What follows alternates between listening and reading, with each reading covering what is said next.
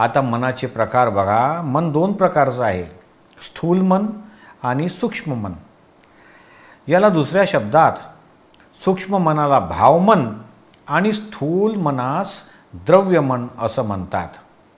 भावमन हे कपाळाच्या मध्यावर या भुवयांच्या मध्ये 3 इंच दूर असते आणि स्थूल मन हे इथे हृदयामध्ये असतात.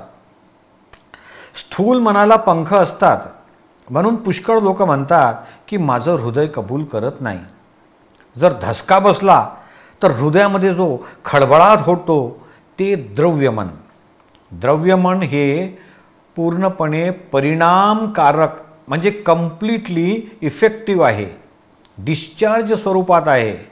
परंतु भावमन हे कॉज आहे, कारण आहे, ते चार्ज करतं. भावमन हे सहेतुक आहे म्हणूनच नवे बीज त्यात पडते. हेतूवरून भावमन पकडलं जाते. जेव्हा शुद्धात्मा होतो आणि संपूर्ण निष्पक्षपाती होतो आणि नंतर जेव्हा मनाला पूर्ण निराळे करून फिल्मसारखे बघेल तेव्हाच भावमन काय आहे हे लक्षात येईल.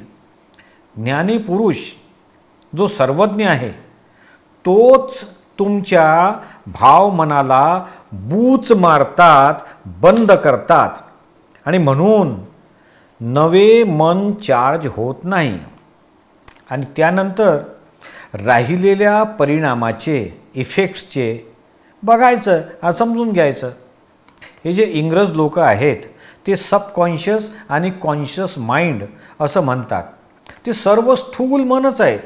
सूक्ष्म मनाचा एक सुद्धा परमाणू कोणी पकडू शकत नाही.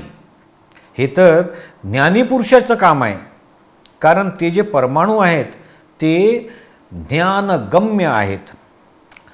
तुम्हा महात्मांना स्वरूपाचे ज्ञान दिले, दादाश्री म्हणतात, म्हणून तुम्ही मनापासून संपूर्णपणे मुक्त झालात.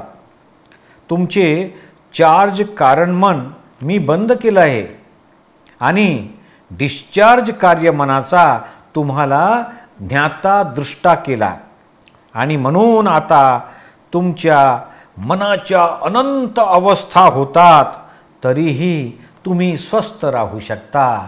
हेच ज्ञान आहे.